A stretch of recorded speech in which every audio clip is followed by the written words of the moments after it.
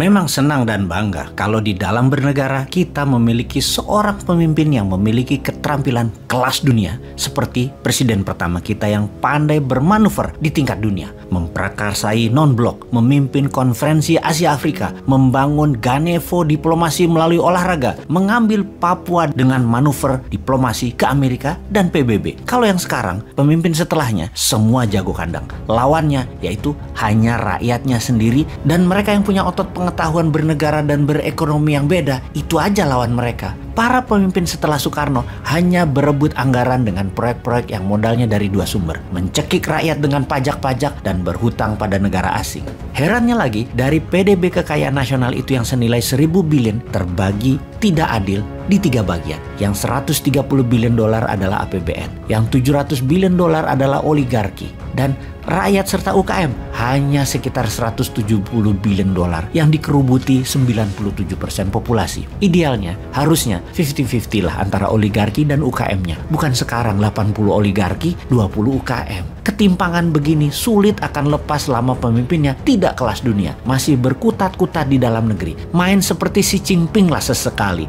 Ingat 40 tahun yang lalu Tiongkok itu lebih miskin dari Indonesia, jauh kaya Indonesia itu. Sekarang kita bisa-bisanya kagum dan taat pada Tiongkok itu. Bagaimana ya kok bisa gitu? Bukannya meniru dan memodifikasi apapun supaya Indonesia berdaulat. Ini semua bagaimana sih sebenarnya? Jadi kita lihat berdasar data, apa yang Tiongkok akan lakukan mengambil peluang krisis Ukraina. Pastinya kita lihat fakta data. Kita mundur sekitar di tahun 2014.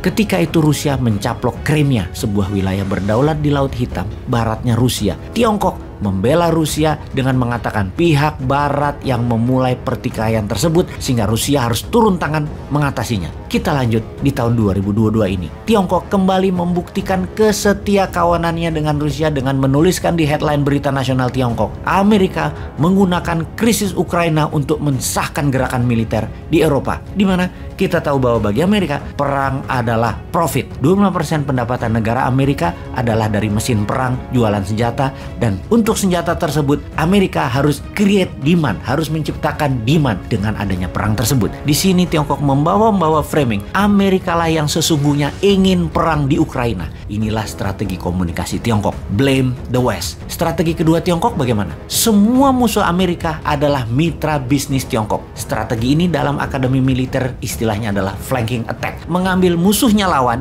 sebagai teman. Misalnya negara Iran, Korea Utara, Rusia, Turki, negara-negara Amerika Latin dan Afrika. Semuanya sekarang menjadi mitra dagang Tiongkok. Kita akan bahas tentang strategi flanking attack ini di serial berikutnya. Strategi ketiga dari Tiongkok ini yang paling penting, yaitu Tiongkok menjadi punya template yang sama ketika kita mundur di tahun 1962. Peristiwa perang Teluk Babi di Kuba, di mana Amerika masuk ke Kuba, menginvasi Kuba, di mana Soviet kala itu akan memasang hulu ledak nuklir di sana yang dengan mudah akan sampai ke daratan Amerika jika hal ini terpasang. Invasi Amerika ke Kuba itu berakhir gagal, namun perang dan pendaratan serta invasi dilakukan oleh Amerika. Ketika mata dunia sedang fokus ke Kuba, pemimpin besar Indonesia Pak Karno ke Amerika bernego untuk ambil balik Papua dari Belanda, dan Amerika mendukung penuh dengan memberikan hak vetonya di PBB.